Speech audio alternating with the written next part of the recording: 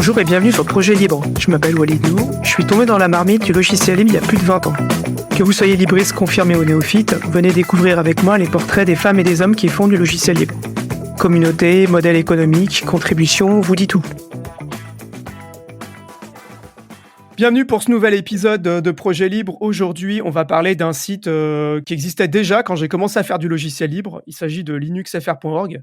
Nicolas Vérité, alias Naiko, qui m'a proposé un peu de parler de l'histoire pour les 25 ans du site cette année.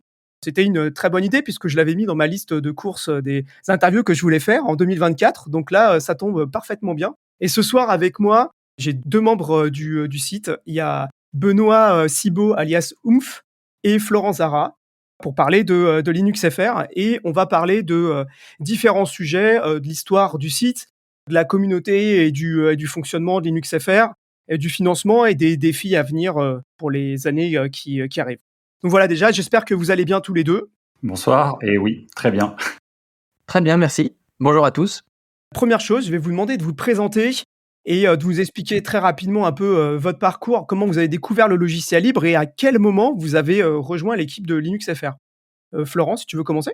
Oui, alors je suis pas le plus ancien, c'est Benoît le plus ancien, mais allons-y. Donc moi, j'ai un parcours d'ingénieur. Donc je suis diplôme d'ingénieur, mais à la fois diplômé, j'ai fait un parcours ce qu'on appelle bidiplômant. Alors France, j'ai fait des bidiplômés en France et Canada, donc j'ai étudié aussi en partie au Canada, et ça a un peu son importance sur ma découverte du logiciel libre, parce que pendant que je faisais mon parcours, justement, j'étais en université au Canada. C'est là où je me souviens, c'était en 1999.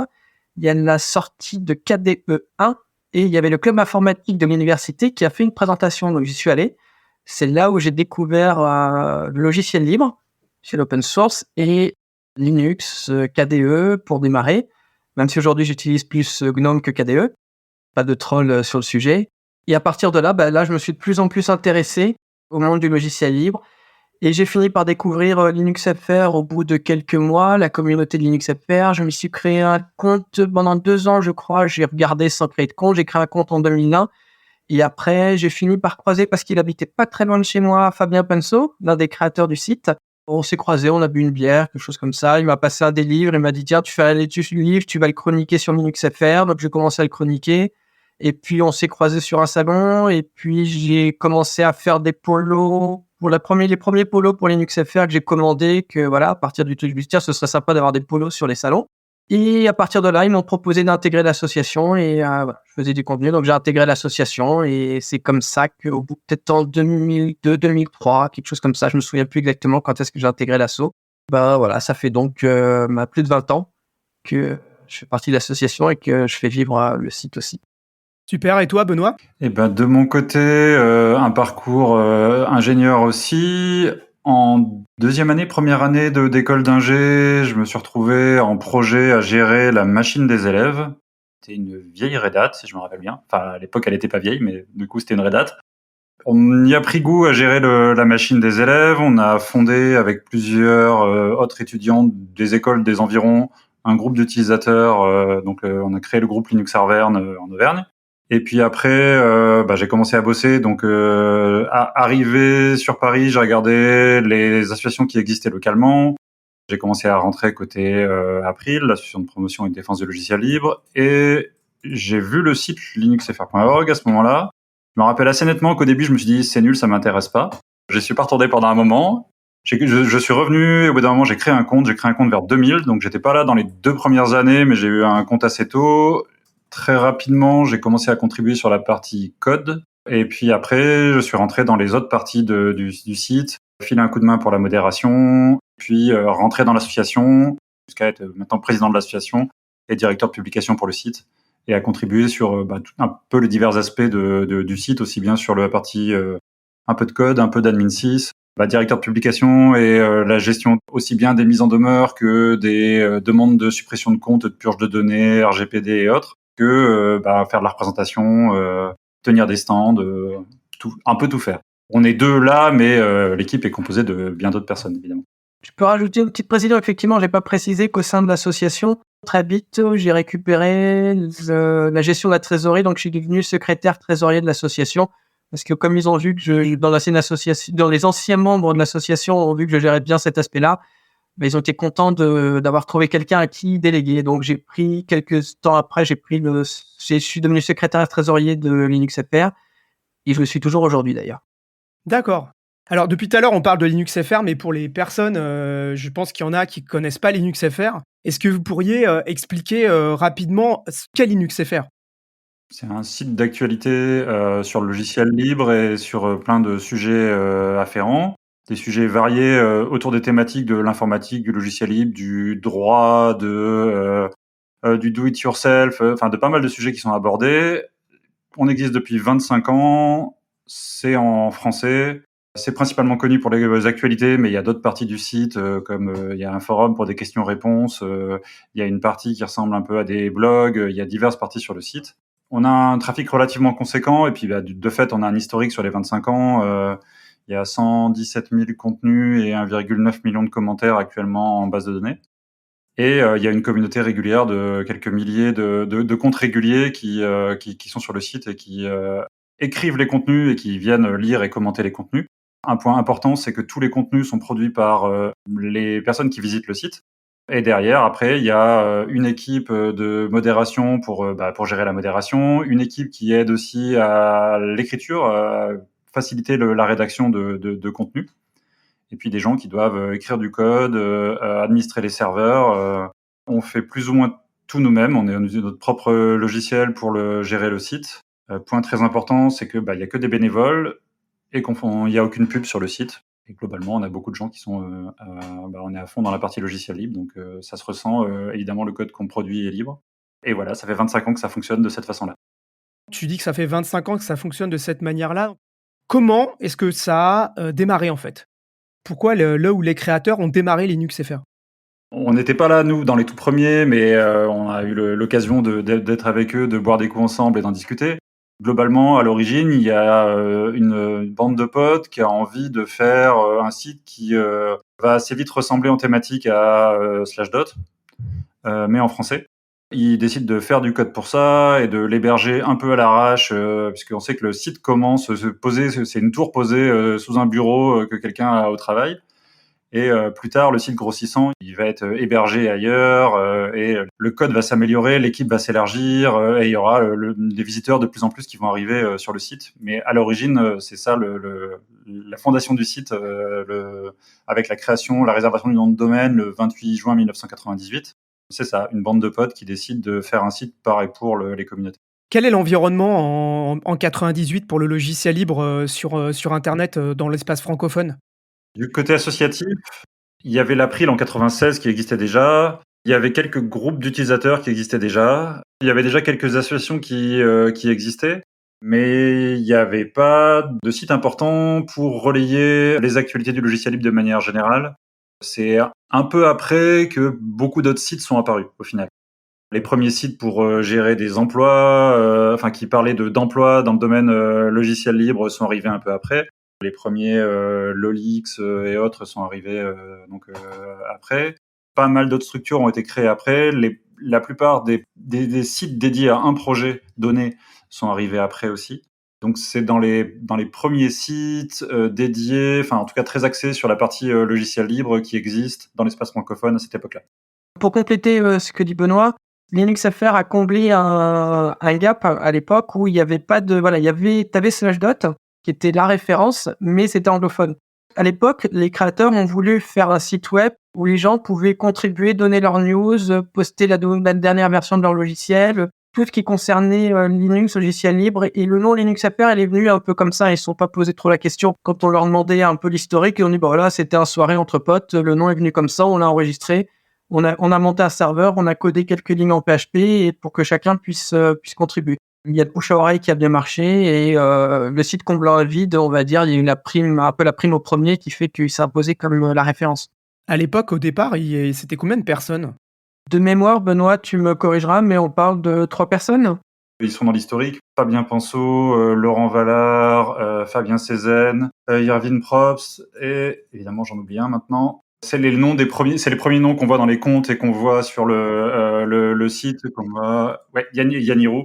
Voilà, c'est dans les tout premiers, effectivement. En plus, c'est le seul membre fondateur qui nous reste dans l'association actuellement. Donc au début, c'est 3-5 personnes. Enfin, c'est vraiment une poignée de gens qui décident de mettre en place un site. Est-ce qu'on peut vous avez des, j'allais dire des grandes dates ou des grands jalons dans le développement de Linux FR? Bah, il y a eu des changements de logiciels, de technologie à divers moments. Je suis même pas sûr que la première version soit en PHP, puisqu'à un moment, Fabien dit je me suis mis à PHP.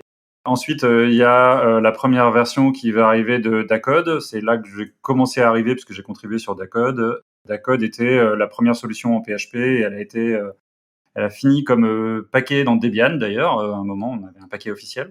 Un peu plus tard, la solution a été remplacée par Template, qui était un système en PHP pour faire du templating web, et donc le logiciel avait été réécrit entièrement pour ça. Et la dernière réédition complète du code date de 2011, faite par Bruno Michel, et c'est du Ruby on Rails. C'est les grandes étapes de changement. Il y a eu principalement deux logiciels successifs en PHP et un en Ruby on Rails. Là, c'est pour les évolutions côté technique. Et sur les évolutions fonctionnelles, on va dire, on a eu au tout début, alors je pourrais pas donner de date, mais au tout début, c'était essentiellement les dépêches, qui étaient avec, on va dire, les dépêches première page, deuxième page, qu'on faisait une séparation entre les dépêches qui étaient plus importantes que d'autres en fonction de l'importance du contenu. Puis ensuite, il y a eu l'arrivée, ce qu'on appelait des journaux, sorte de blog. Chacun avait son blog. C'était des contenus qui, cette fois, étaient modérés a posteriori et pas a priori. Donc, chacun pouvait avoir c'était à l'époque des blogs, un peu avant l'époque des blogs même, où chacun pouvait avoir sur sa page son flux d'actualité, où il postait du moment que c'était pas, on va dire, contraire à la législation française. Chacun pouvait poster ce qu'il voulait. On avait même des contenus sur le cinéma, des critiques cinéma, des choses comme ça. Les forums aussi sont arrivés très vite. Et fonctionnellement est arrivé il y a quelques années la partie lien aussi. Les gens, un peu comme Reddit, où les gens peuvent poster un titre, un lien, et les gens commentent derrière avec le même système de commentaires qui fait la force de Linux FR. On pourra noter aussi, il y a une dizaine d'années, je crois, est arrivé pour booster un peu les dépêches, ce qu'on a appelé la zone de rédaction. C'est une zone un peu tampon avant les dépêches, ou pour pouvoir justement faciliter la rédaction collaborative de dépêches. Donc ça fait 25 ans que Linux FR existe.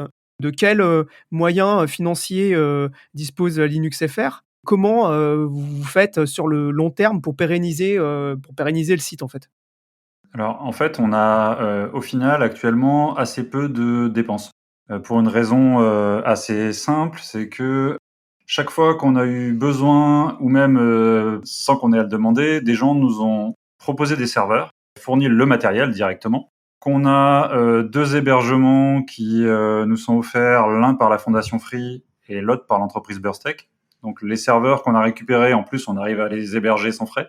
Les dépenses en général, sont limités à renouvellement du nom de domaine, ça coûte pas très cher, les éventuels frais juridiques, et parfois quand on va sortir des goodies, avoir des polos pour être à peu près présentable sur les salons aux couleurs de l'association, produire un kakémono ou des affiches pour pouvoir avoir un stand, mais on a assez peu de dépenses de manière générale de fonctionnement. Ça nous est arrivé dans le passé d'avoir des coups durs. On a eu des soucis pendant des canicules ou autres, où on a grillé des alimes, perdu des disques durs, etc. Quand vraiment on n'avait pas de solution, en général, on a fait un appel à dons. À chaque fois, c'était non seulement on recevait nettement plus d'argent que ce dont on aurait besoin pour racheter les disques durs, mais en plus des gens nous envoyaient directement des disques durs. On avait plus de disques durs que ce dont on avait besoin à la fin. Et donc, on n'a jamais eu de problème de côté argent au final. Donc c'est plutôt une chance, c'est assez inhabituel, je pense, pour plein de projets de dire ça. On n'a jamais eu de difficultés financières de ce point de vue-là. Actuellement, on arrive à garder un minimum de réserve financière pour un coup dur, sachant que le coup dur serait probablement du juridique en ce qui nous concerne. Parce que le fait d'avoir des contenus qui sont écrits par les visiteurs expose à des problématiques juridiques de diffamation, de poursuites pour des bonnes et des mauvaises raisons et autres. Et donc ça, c'est des soucis qui peuvent arriver. Donc on garde une certaine réserve financière pour cette partie-là. On a un partenariat, on fonctionne avec assez bien avec 2 autres sites qui est important de mentionner. Le premier, c'est l'agenda du libre, qui recense les événements à venir. Et donc, on travaille avec eux et on relaie les événements qu'ils annoncent et on publie l'agenda du libre. Donc, toutes les semaines, on publie les événements à venir pour la semaine à venir.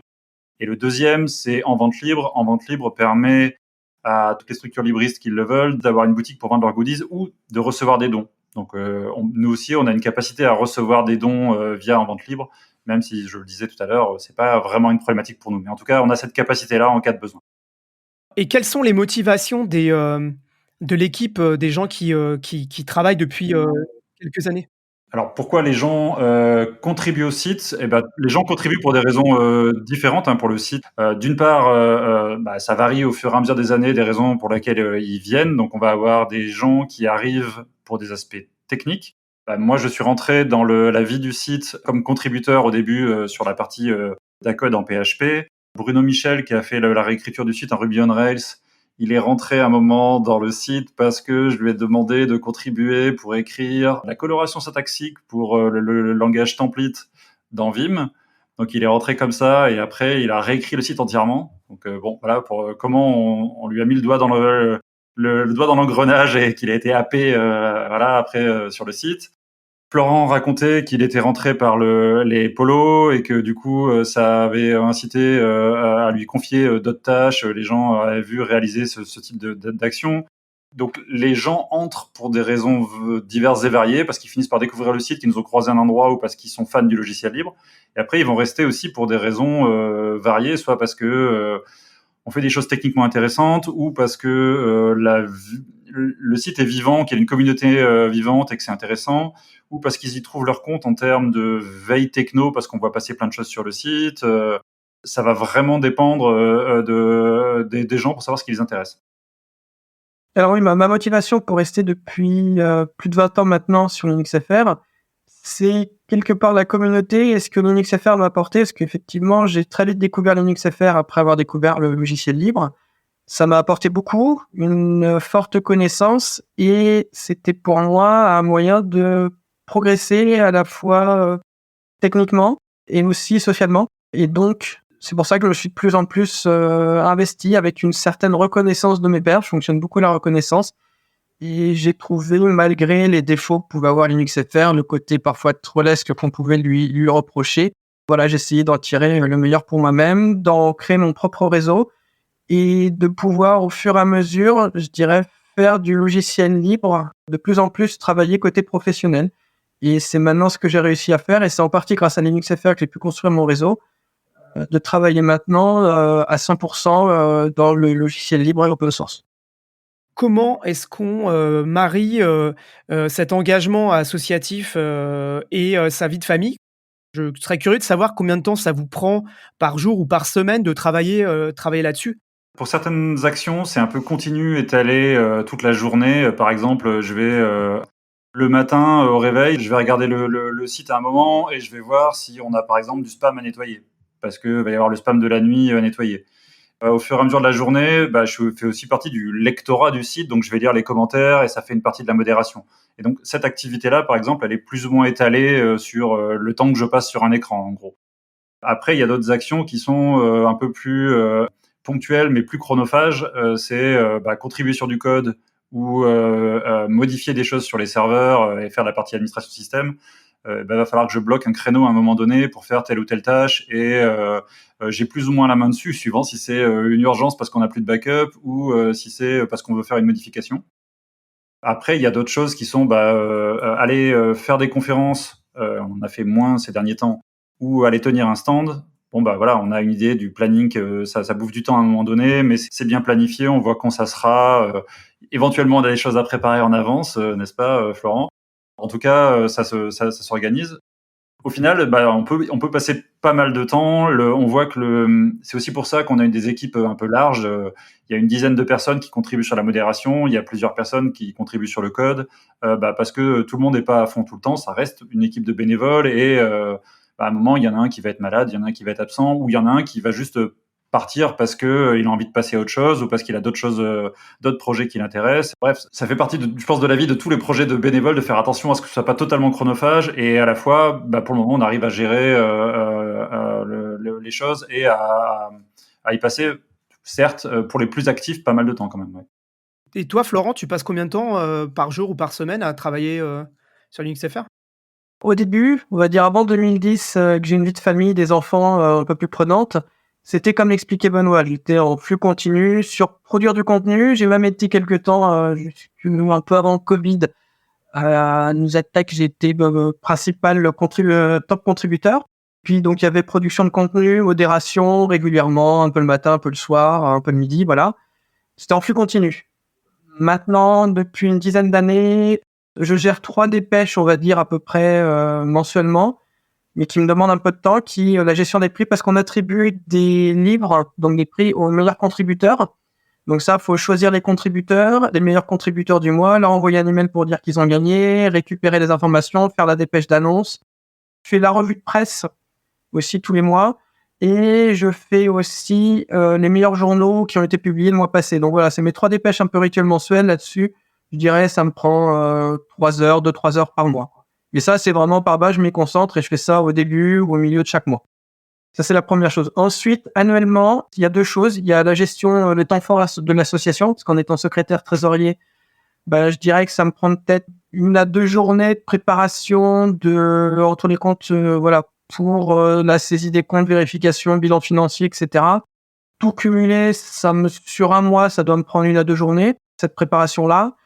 Et ensuite, il y a la tenue de l'AG, effectivement. Et deuxièmement, il y a aussi, comme disait, je m'investis pas mal sur l'événement, le salon annuel qui était avant Solution Linux, qui est devenu Paris Open Source Summit et qui maintenant est Open Source Experience. Et généralement, c'est moi qui m'occupe du stand sur le village associatif, de trouver les cadeaux, trouver des sponsors. Et là, je dirais, à l'automne, j'y passe peut-être, une semaine combinée, quoi. Voilà, ça me fait une semaine dans l'année combinée où entre passer du temps sur l'organisation du stand, trouver les cadeaux, faire la nuit, passer 2 jours sur site, voilà. Et le fait maintenant de fonctionner par pic, c'est plus par phase, hein, c'est plus compatible avec ma vie de famille. Passons au sujet suivant qui concerne la modération. Est-ce que vous pourriez expliquer assez rapidement comment cela marche la modération en fait sur LinuxFR? 3 couches de modération différentes sur le site. Il y a une première couche qui est pour un grand nombre de contenus dont les dépêches, il y a une modération a priori. Ça doit être validé par l'équipe de modération avant d'être publié. On reçoit les dépêches à publier, on va vérifier elles sont correctes d'un point de vue forme, c'est-à-dire qu'il n'y a pas d'erreur dans le balisage, qu'il n'y a pas des liens qui sont cassés, etc. Mais aussi de point de vue fond, que va pas y avoir on n'est pas en train de diffamer un acteur ou d'affirmer des choses qui seraient pas vraies ou ou même avoir un ton qui serait problématique. Et pour le site, mais surtout pour l'auteur de la dépêche, on sait que chez nous, si quelqu'un vient et dit j'ai le plus beau logiciel du monde, il est plus fort que tous les autres, je bats tout le monde. En gros, il va se faire défoncer dans les commentaires et c'est ni dans l'intérêt de l'auteur ni dans le nôtre de le laisser passer. Dans ce cas-là, on va avoir la modération a priori. Après, il y a un deuxième effet qui est la modération a posteriori. Donc, il y a certains contenus, par exemple, qui sont publiés directement par les auteurs. Les journaux, par exemple, les gens, ils peuvent publier directement. Et donc, si il y a besoin d'intervenir derrière parce que il y a un problème de légalité de la chose ou il y a un problème de ton parce que c'est particulièrement agressif dans un commentaire ou dans un contenu, alors l'équipe de modération va être amenée à intervenir.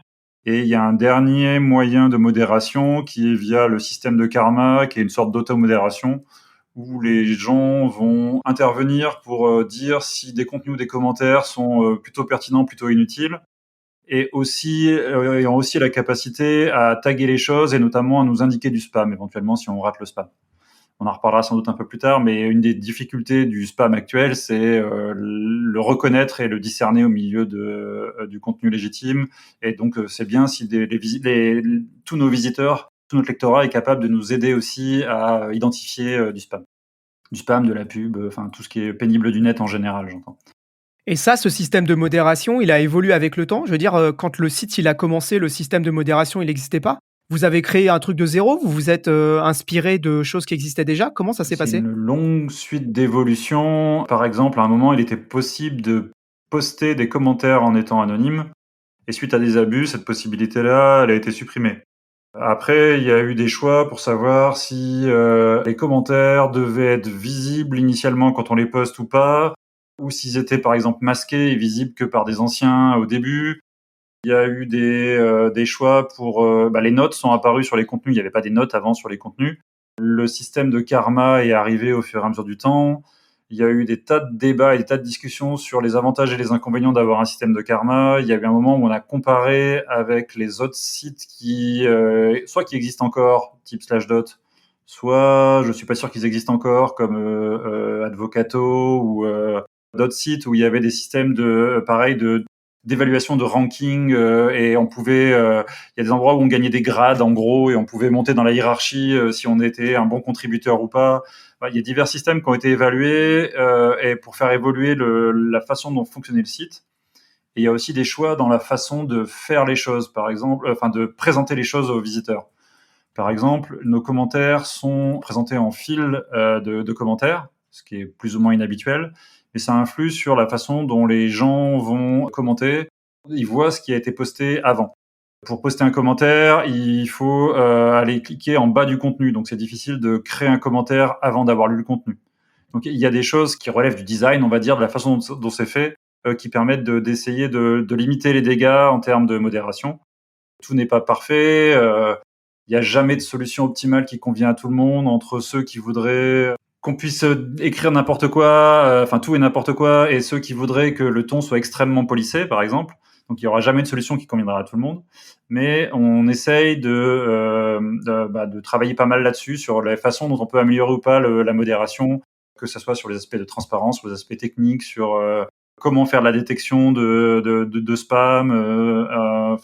Tous ces aspects-là, ça reste une part importante du travail sur le site, en tout cas pour moi, parce qu'on a quand même pas mal de spam. On doit virer plus d'un compte créé sur 3 très très vite. J'entends quasiment directement à la création.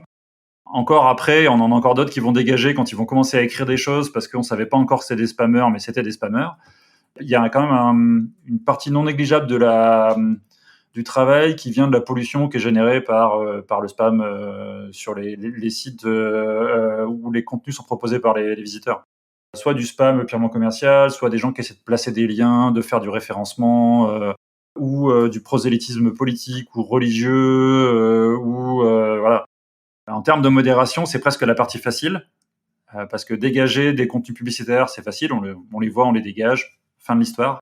C'est plus compliqué de gérer d'autres situations. Pour donner des exemples de situations plus pénibles, gérer les gens qui ont vraiment des problèmes mentaux, c'est une vraie situation compliquée. C'est-à-dire que quand les gens ont des propos irrationnels et délirent complètement, on est un peu démunis parce que c'est pas tellement ni la technique ni notre capacité de modération qui va pouvoir faire quelque chose contre des gens qui vont pas réagir de manière rationnelle. Ou alors des gens qui veulent attaquer le site et qui en veulent personnellement au site et donc qui vont revenir à la charge en permanence. Là, on a plutôt une forme de harcèlement envers l'équipe du site. Donc, on a eu des cas dans le passé de ce type-là. Et donc là, c'est des situations qui sont nettement plus compliquées que le cas de la simple pub et des spammers qui sont pénibles, mais ça reste gérable de ce point de vue-là. Est-ce que vous avez une communauté de gens ou de sites avec lesquels vous discutez de ces problématiques-là? Florent? Moi, j'ai pas connaissance de discussion de mon côté, du moins de mon côté, j'en ai pas eu. J'ai pas connaissance de tels échanges sur le sujet. On regarde ce qui se fait à droite à gauche de mémoire, mais encore une fois, c'est celui qui code qui a raison. Et comme je n'ai jamais mis les mains dans le code là-dessus, souvent je suggère via le système de bug tracking, mais je donne mon avis, mais c'est tout sur le sujet. On a fait des discussions avec des équipes d'autres sites, je pense en particulier aux équipes de Framasoft qui avaient des problématiques de modération. En fait, il faut déjà des sites qui aient des contenus proposés par leurs visiteurs pour commencer à avoir des problématiques de modération. Et après, on voit qu'on a souvent plus ou moins les mêmes problématiques de modération et de se demander comment on va les gérer et comment prendre soin de sa communauté, mais tout en prenant soin de son équipe de modération, parce que l'équipe de modération peut, si je puis dire, en prendre plein la tête dans la modération, soit parce qu'elle est soumise à des contenus problématiques, soit parce qu'elle est toujours entre le marteau et l'enclume, parce qu'elle en fait toujours trop ou pas assez. Pour donner un exemple de contenu pénible qu'on a eu à gérer, on a eu un cas de revenge porn à gérer, par exemple. Et donc, c'est un cas où, pour l'équipe de modération, c'est pas un cas hyper sympa. Il y a des cas qui peuvent être compliqués à gérer de ce point de vue-là. Si on se retrouve avec des situations de harcèlement, d'affrontement permanent, c'est aussi compliqué pour les équipes de bénévoles. En discuter avec d'autres équipes, ça nous aidait aussi.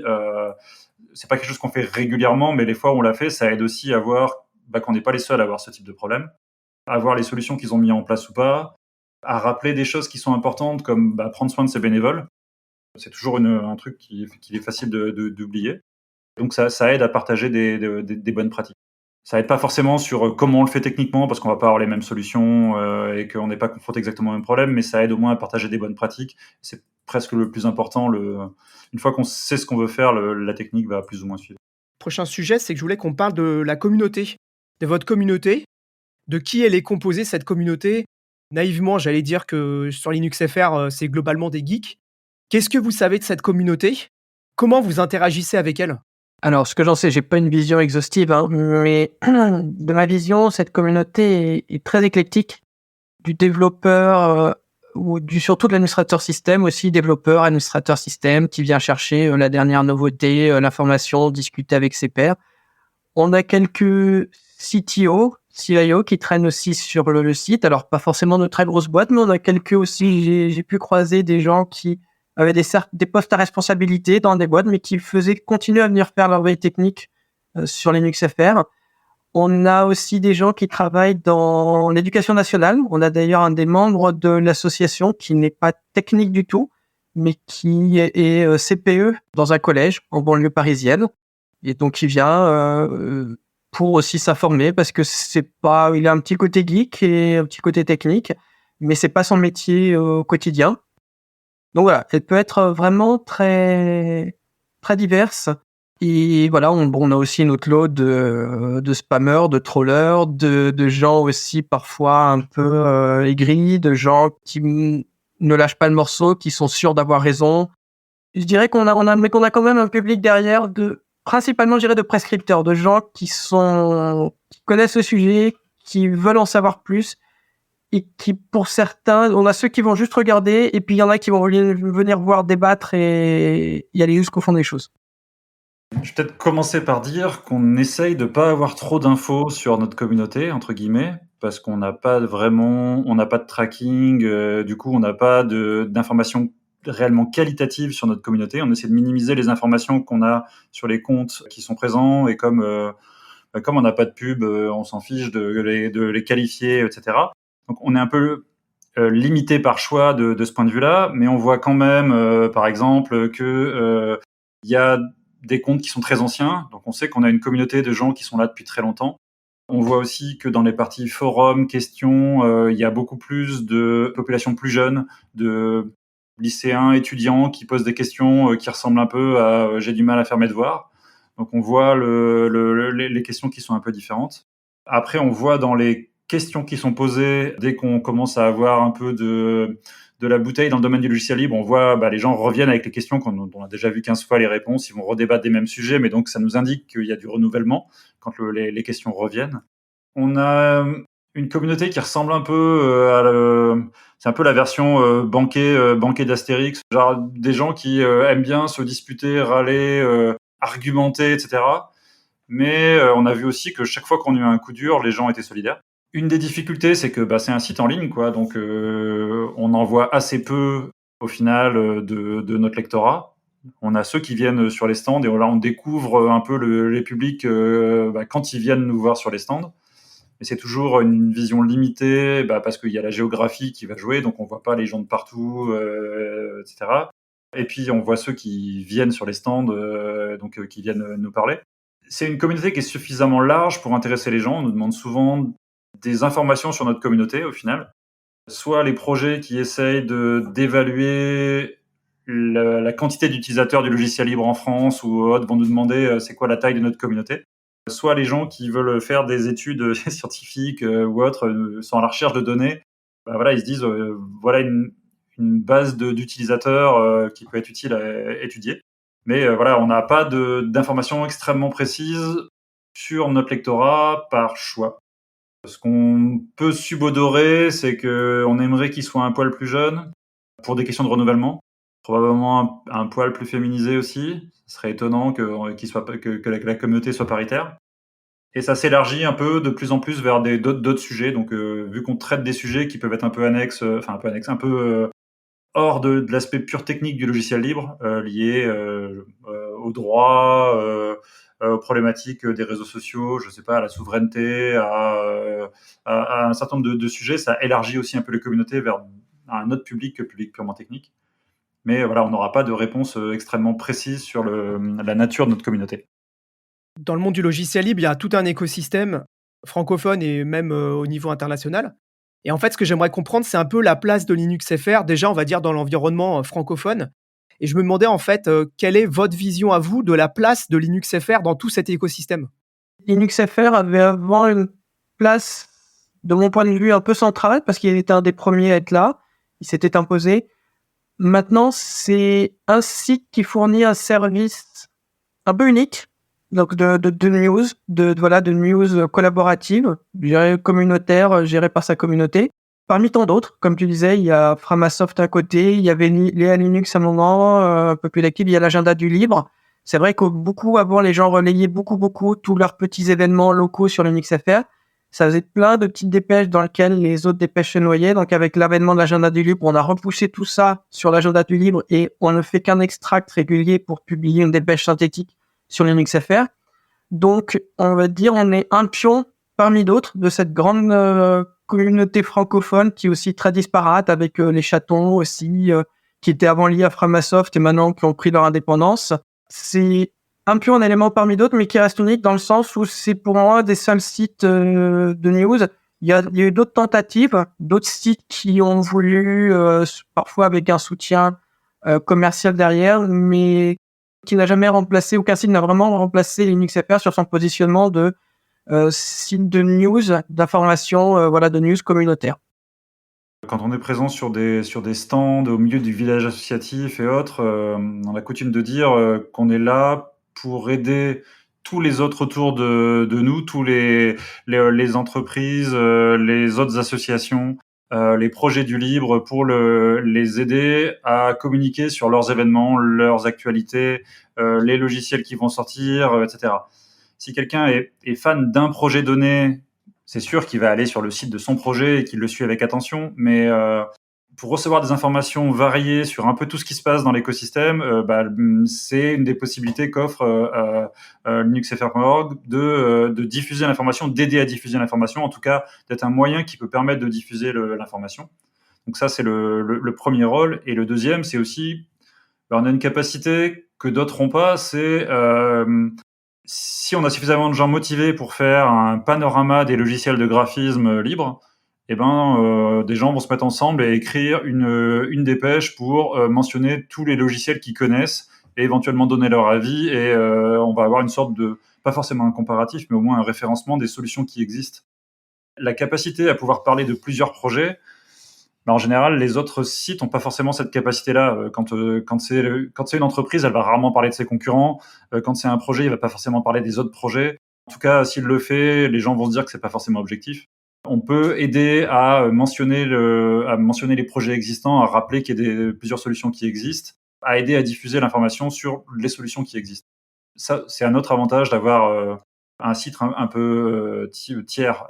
S'il y avait pléthore de journaux au sens presse spécialisés dans la thématique logiciel libre, ils feraient peut-être ce rôle-là. L'ensemble des sujets qu'on traite sur LinuxFR sont pas forcément... Il n'y a pas forcément des médias qui les traitent uniquement parce que c'est pas forcément un marché qui est suffisamment large, actuellement en tout cas.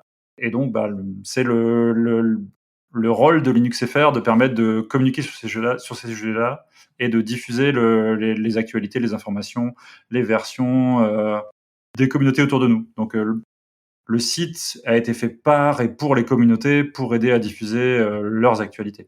Quelle est la place de LinuxFR au niveau international? Qu'est-ce que ça représente? En termes de trafic, si on regardait, on est très très loin dans les classements mondiaux des sites web de la planète. On va arriver dans les tréfonds globalement. Ce qui est assez logique en étant limité, en se limitant à l'espace francophone. Par contre, sur l'espace francophone, on voit qu'on a du lectorat très largement dans l'espace francophone. Je veux dire, on relaie des actualités Québec, Suisse, Belgique. On a des articles, on voit des gens intervenir depuis l'Afrique. Et puis, on a même des gens qui travaillent dans des pays non francophones, mais qui parlent français, qui nous lisent. On le voit dans nos statistiques qu'on a du trafic qui vient de zones non spécifiquement francophones, mais dans lequel il peut y avoir des Français présents ou des francophones présents. Donc on le voit à ça. Après, on a eu quelques interviews dans des médias non francophones. Ça reste assez rare. La dernière fois, c'était pour opensource.com où on avait une interview traduite en français et en anglais, du coup, pour qu'on puisse les relayer sur nos sites respectifs. Ça reste assez peu fréquent. Ça me semble assez logique. Ça serait plus facile de percer purement en anglais et même pour être un peu plus dans l'air du temps, ça serait plus facile si on faisait de la vidéo. Les contenus plus à la mode actuellement sont plutôt des vidéos que des actualités en pur texte. Enfin, en pur texte, même illustré d'images, mais en tout cas des contenus écrits. Après, c'est pas non plus notre objectif d'être leader mondial de l'information sur le logiciel libre, hein, mais voilà, ça donne une idée de la façon dont on perçoit qu'on est perçu. Florent, tu veux ajouter quelque chose ou? Je suis d'accord avec tout ce que tu as dit. Pour le coup, pas grand-chose à ajouter. Si je devais résumer, c'est qu'on a un lectorat assez technique, assez exigeant, parfois un peu trop, effectivement, où c'est pour là la modération est là, où on aide, on modère justement même parfois dans les commentaires les gens qui sont peut-être peuvent être un peu trop agressifs, mais de plus en plus, et je pense que ça marche, les gens sont bienveillants. Alors surtout sur les contenus modérés a posteriori ou les contenus qui sont en rédaction. C'est vrai que ce qui est publié sur la page principale, les dépêches là, les gens sont exigeants parce qu'ils savent qu'il y a une équipe de modération qui passe derrière, donc ils veulent que ça tienne la route, quoi. Donc c'est à la fois vis-à-vis des gens qui vont écrire et vis-à-vis des gens qui vont modérer. Mais voilà, c'est de plus en plus, le site est de plus en plus bienveillant et les gens sont de plus en plus prêts à aider. On a mis en place tous les outils pour qu'ils puissent aider et justement à bien communiquer. Et il y a toujours des gens qui seront là pour vous aider, que ce soit dans les forums ou dans la zone de rédaction, pour aider à faire sa promotion, voire sa publicité sur LinuxFR sans que ce soit perçu comme une publicité, mais que les gens ils voient une valeur ajoutée pour eux. LinuxFR, c'est un site dont le but est d'être au service des communautés du logiciel libre francophone. J'en suis un bon exemple. Pour donner un peu de contexte, quand j'ai commencé Projet Libre, j'ai pas commencé à communiquer sur LinuxFR. J'ai attendu d'avoir, je sais pas, peut-être 3 ou 4 épisodes avant de le faire. L'effet a été vraiment important et à chaque épisode que je fais, sur lequel je fais un journal, l'effet est aussi important. Et donc, une de mes questions, c'était pourquoi faire sa promotion sur LinuxFR et surtout, comment bien faire sa promotion sur LinuxFR? Sur la partie purement technique, l'espace de rédaction pour les dépêches aide pas mal. Ça permet de régler les problématiques s'il faut saisir du Markdown, les gens savent pas forcément le faire, ou ils vont avoir du mal à faire du balisage, ou de la mise en forme, ou ils savent pas exactement comment ça fonctionne. Donc le fait de pouvoir être aidé et d'avoir d'autres personnes qui contribuent sur les contenus, ça aide pas mal. Il va y avoir des gens qui vont être capables de rajouter des étiquettes sur le contenu. Des gens qui vont être capables de rajouter des liens sur le contenu, d'ajouter des images s'il y en a pas, qui vont être capables d'aiguiller pour dire, bon, connaissant notre lectorat, il faut absolument que tu mentionnes la licence. Il faut que la licence apparaisse quelque part, sinon la question va arriver et il vaut mieux prévenir la question. Qui vont aider aussi sur le fond, qui vont aider sur le ton, qui vont dire, si publier un communiqué de presse standard sur LinuxFR, c'est une très mauvaise idée parce que ça n'intéresse pas notre lectorat et globalement, le lectorat va pas être content. S'il est pas content, il va faire des commentaires désobligeants ou en tout cas critiques et ça aidera pas du tout à faire la communication. Par contre, on a une idée de ce qui va intéresser notre lectorat. Donc, se vanter que vous êtes les meilleurs du monde et que votre logiciel c'est le plus beau, le plus fort, ça va pas les intéresser. Décrire techniquement le logiciel et dire c'est quoi, comment il fonctionne, de quels composants se trouvent à l'intérieur, comment il se déploie, quelle licence il a, quelles sont ses fonctionnalités, ça va intéresser notre lectorat. Donc il va falloir l'axer comme ça.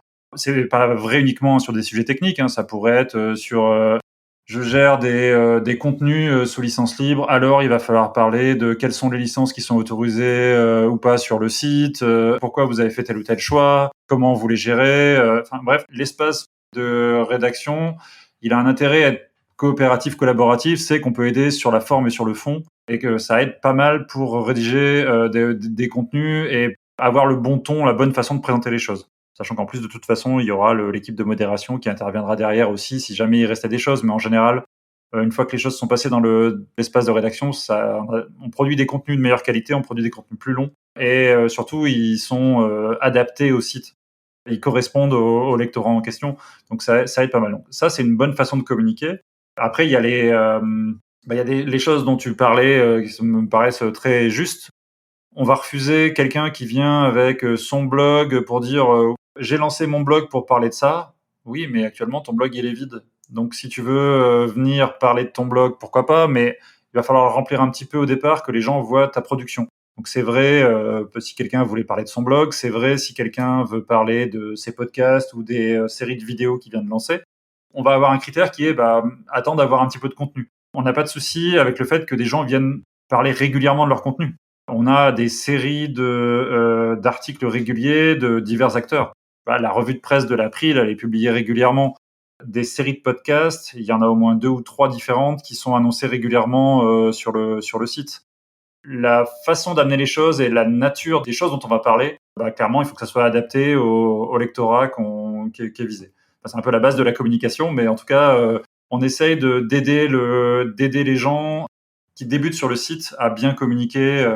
On en parle sur les stands quand les gens viennent nous voir et nous disent oh j'ose pas, je sais pas trop comment faire. On peut te donner des pistes, on peut t'aider, tu peux nous contacter en privé, on peut voir comment faire. Et de toute façon, quand tu le feras dans l'espace de rédaction collaborative, on le verra aussi, on pourra t'aider là. On essaie de faire attention en tout cas à bien embarquer les gens, à les aider au début pour ceux qui font leur premier contenu. On fait aussi attention au niveau d'exigence qu'on va avoir dans les contenus en modération, à pas exiger des contenus parfaits qui contiendraient toutes les informations possibles, très très longs. Des fois, pour une première dépêche et pour présenter un projet qui débute, on n'a pas besoin d'avoir 15 pages de texte. Et voilà, on ne demande pas d'avoir une page Wikipédia d'entrée, c'est pas le but. Le but c'est de présenter un projet, donc voilà, on fait aussi attention on essaie de faire attention à ça.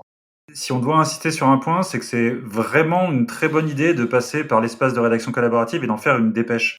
C'est une bonne idée parce que il y aura des gens pour aider, pour améliorer le fond, la forme, etc. Et c'est aussi une très bonne idée pour la visibilité. La dernière fois que j'ai regardé les statistiques, il y a à peu près 10 fois plus de visibilité sur une dépêche que sur un contenu publié en journal. Et donc, ok, je veux publier un truc, je peux publier très très vite mon journal, mais je risque de laisser passer des fautes, des erreurs, des problèmes de syntaxe, de balisage et autres, et de mal cibler mon lectorat. Et en plus, j'aurai moins de visibilité. Donc, passer par les dépêches et bénéficier de l'espace de rédaction collaborative, en termes de communication, c'est vraiment un meilleur choix. Je voudrais maintenant qu'on parle de la dernière grande partie qui m'intéresse, c'est un peu les défis qui arrivent pour vous dans les mois ou années à venir. Et le premier, c'est en quoi l'intelligence artificielle peut être une opportunité ou une menace pour vous, en fait? À l'intérieur de l'équipe, pour le moment, on n'a pas réellement travaillé sur la partie IA. On n'avait pas vraiment de besoin. Et puis, a priori, il n'y a pas personne n'a d'affinité particulière avec le sujet. Dans notre lectorat, par contre, on voit que c'est un sujet qui intéresse et qu'il y a des gens qui en parlent régulièrement. Je sais aussi qu'il y a des essais de bots qui parlent automatiquement sur la tribune libre. Donc, c'est un autre exemple d'endroit où il peut y avoir des gens qui sont intéressés par avoir du machine learning de l'IA. Ça dépendra pas mal de la façon dont c'est utilisé pour nous. En tout cas, d'ores et déjà, les spammers, ils n'ont pas attendu pour avoir des scripts et des outils automatisés. Donc, je ne sais pas si ça changera fondamentalement le niveau de spam qu'on a actuellement, par exemple. Je me demandais si ça pouvait avoir un intérêt pour vous, pour la modération ou la détection du spam, par exemple? On n'utilise pas des outils plus simples qu'on pourrait utiliser, quoi. Les filtrages AM, spam qu'on avait sur le courrier électronique à l'époque, on pourrait envisager de les utiliser. On le fait pas actuellement, mais on met en place des moyens de détection autres. Les spammers, ils viennent pour placer des liens. Enfin, à un moment, il faut qu'ils vendent quelque chose, quoi. À part pur prosélytisme. Donc, on essaie de cibler les liens plutôt. On essaie de cibler les domaines qui vont reconnaître. On essaie de cibler des comportements suspects. Quelqu'un qui nous met un lien sur un symbole de ponctuation, on se doute que c'est louche. Ça, on va le détecter. Ça pourrait peut-être être fait avec du machine learning, mais en tout cas, pour le moment, c'est des comportements qu'on arrive à traiter autrement. Ça va dépendre de la complexité de ce qui est fait en face. Si on avait des gens qui nous créent des centaines de comptes, par exemple, ça serait embêtant. Les fois où c'est arrivé, où les gens ont créé des comptes par dizaines, ils le faisaient de manière assez bête et méchante, en les numérotant et en les identifiant assez clairement, quoi. Si on avait des problématiques comme on en trouve sur d'autres réseaux sociaux, d'armada de bots existants connectés entre eux et tout, ça pourrait être un autre problème. Ça mettrait en tout cas plus ou moins à mal le système de karma si il y a une partie non négligeable ou en tout cas suffisamment de gens dans un groupe d'utilisateurs malveillants automatisés, par exemple. Je ne suis pas spécialiste du sujet, mais effectivement, et on n'a pas non plus de spécialistes en IA dans l'équipe, mais on commence à avoir une base suffisamment grande de contenu, une base de contenu suffisamment grande et qualifiée avec le système de notation des contenus, que ce soit les commentaires, que ce soit les dépêches, pour que derrière, avec aussi toutes les dépêches qu'on a refusées, toutes les dépêches qui ont été acceptées sur le site, qui sont notées, donc qui sont, voilà, en termes de qualité évaluées par le lectorat, voilà, un minimum qualifié. On parle quand même de plusieurs centaines de milliers de contenus, voire de millions en termes de commentaires.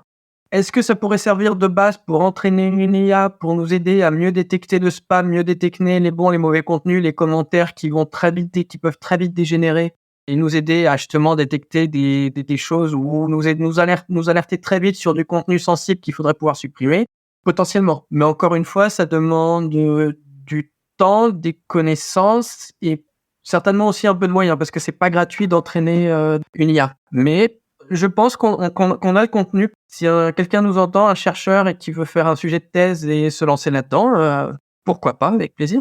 Je reprends ma question de tout à l'heure. Quels sont selon vous, les grands défis de LinuxFR dans les années à venir? Benoît? Il y a un sujet qui est assez classique, comme dans toutes les associations, c'est renouveler encore et encore l'équipe qui fait bouger le site. Donc c'est déjà arrivé plusieurs fois durant la vie du site qu'il y ait des changements des personnes actives, et donc ça montre que c'est possible. Après, il y a la même chose, renouveler son lectorat et réussir à attirer un nouveau lectorat, que ça soit en termes d'âge ou en termes de goût, de contenu. On n'a pas de contenu vidéo. Est-ce que c'est indispensable à notre survie ou pas?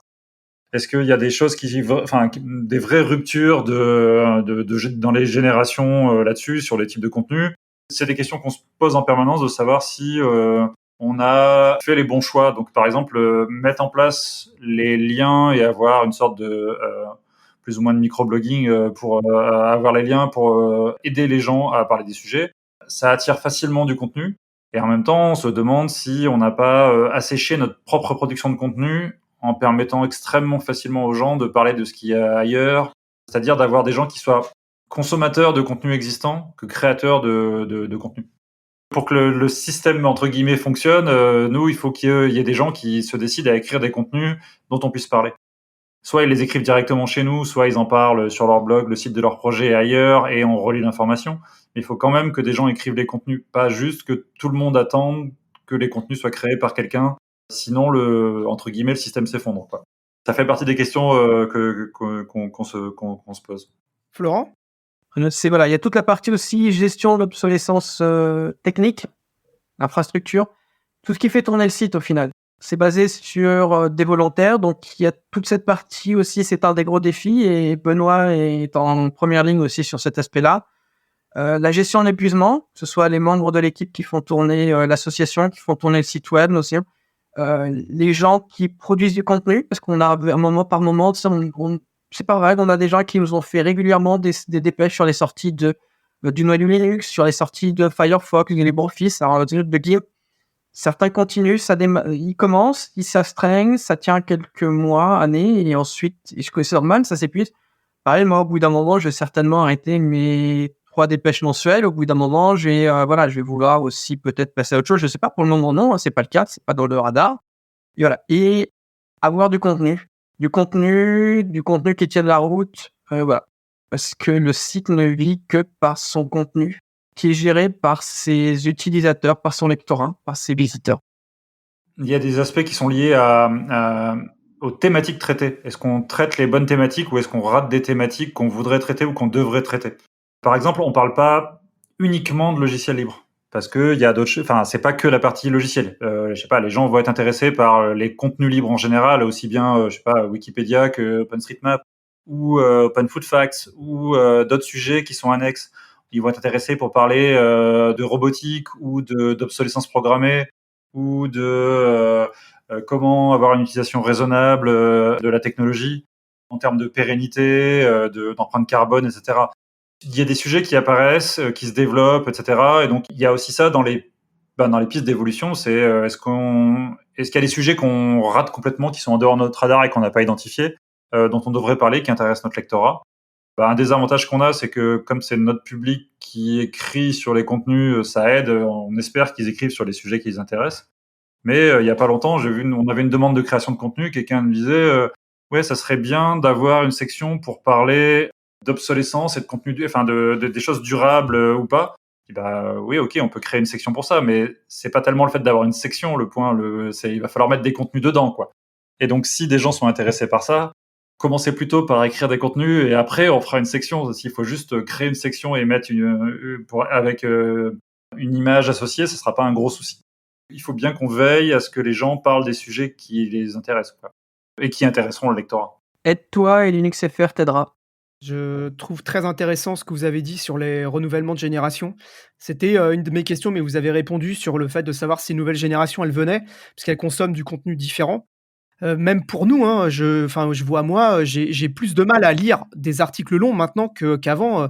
Avant, je pouvais lire un article de, je sais pas, de AnandTech qui faisait, 10 pages et maintenant, c'est beaucoup plus compliqué. Donc, les gens, ils consomment de différents types de contenus, des contenus peut-être plus courts, plutôt de l'audio, de la vidéo et cetera et donc voilà, une de mes questions à laquelle vous avez un peu répondu, c'est oui, les gens, ils viennent toujours et oui, il y a des nouvelles générations et ça me semble être une très, très bonne nouvelle. De notre côté, on essaye aussi, il y a eu des efforts au niveau de l'équipe de modération, d'être moins exigeant avec les contenus soumis par les utilisateurs pour justement baisser cette barrière à l'entrée des gens pour qu'ils soumettent leur contenu. Alors, c'est compliqué aussi parce que derrière, quand tu as un lectorat qui est de plus en plus exigeant et dans les commentaires, voilà, on veut à la fois que les gens soumettent du contenu, qu'ils aient pas peur des commentaires derrière, mais voilà, il faut aussi expliquer à notre lectorat, lui faire comprendre au fur et à mesure, il faut que ça soit progressif pour que derrière, il soit plus compréhensif et plus tolérant, moins exigeant avec ce que les gens soumettent. Et il y a un aspect, alors pas que générationnel, mais qui est plutôt lié à l'évolution des usages, qui est que tant qu'on a une partie importante du lectorat qui est relativement souvent face à un ordinateur et qui a donc un clavier, elle est plus à même de taper des longs textes et d'écrire des articles, on va dire, par rapport à des gens qui seraient uniquement sur un smartphone. Un smartphone, c'est facile d'y enregistrer de l'audio, c'est facile d'avoir des vidéos courtes et d'éditer des vidéos courtes dessus. Par contre, c'est pas forcément l'outil idéal pour taper du texte un peu conséquent. Et donc là, on a un changement d'usage, de matériel, de point d'entrée sur le site qui est susceptible de changer la façon dont les types de contenus qui seront produits ou qui sont recherchés sur le site. C'est aussi pour ça que la question de vidéo se pose. C'est les vidéos, c'est plus facile à produire sur un téléphone que écrire un long texte, et ça se ressent. On verra si notre lectorat devenait composé très très largement de gens qui sont sur mobile, ça changerait sans doute la production de contenu textuel.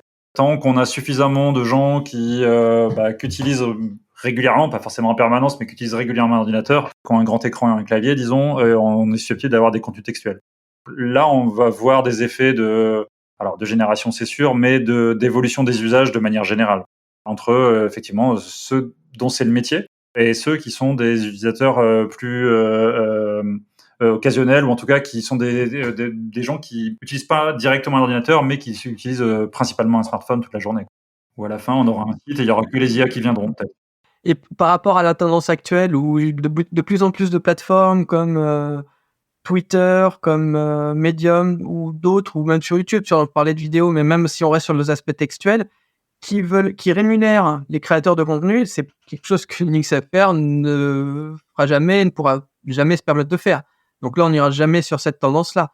Seule chose que l'on fait, c'est qu'on tâche de récompenser. Voilà, moi, tous les mois, on fait gagner, c'est moi qui m'en occupe, donc je peux en parler, on fait gagner 7 livres maintenant. On a 3 éditeurs qui nous soutiennent, ENI, Erol et Debooker, pour les citer, et certains depuis une vingtaine d'années, justement, donc merci à eux. C'est pas la principale motivation pour laquelle les gens, mais d'autres vont préférer publier sur des plateformes comme LinkedIn, Medium, Twitter, parce que derrière, ils ont potentiellement, il y a la course aux vues, aux clics et à la rémunération. Et voilà, c'est pas quelque chose qu'on peut fournir, mais c'est pas forcément du contenu rémunéré. Est-ce que c'est ce qu'on veut chercher aussi, des gens qui viennent juste pour l'argent? Je suis pas sûr que ce soit ce qui motive notre communauté. On arrive sur la fin de l'interview. Je voudrais vous laisser à tous les deux la parole pour une tribune libre. Si vous avez un message à faire passer, c'est maintenant. Eh ben, n'hésitez pas à participer. On est preneur de toutes les formes de contribution sur le site. Si vous voulez, si vous êtes doué en graphisme, si vous voulez nous proposer des logos, si vous voulez nous aider à améliorer le design, si vous voulez contribuer en code, si vous voulez écrire des contenus, coécrire des contenus, si vous voulez participer sur l'administration système, n'hésitez pas à nous rejoindre. Ça, c'est pour la partie purement linuxfr.org. Mais sinon, produisez des logiciels libres, remerciez les auteurs de logiciels libres et les projets qui les produisent. Intéressez-vous au sujet d'actualité juridique et législative autour du logiciel libre. Faites attention aux évolutions qui peuvent ou non porter atteinte au logiciel libre. Comportez-vous comme des bons citoyens dans les communautés du logiciel libre. Rejoignez-nous, participez. Florent, un message à faire passer? Oui, alors mon message, c'est effectivement partager.